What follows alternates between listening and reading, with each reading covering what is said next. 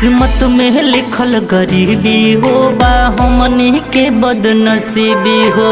जन्म में मिलन न हो पाई बा जमाना बनल विरोधी हो। हमनी के भले लोगवा ले ले जानू हो। प्याज करे वाला के मिलावे ले भगवान हो।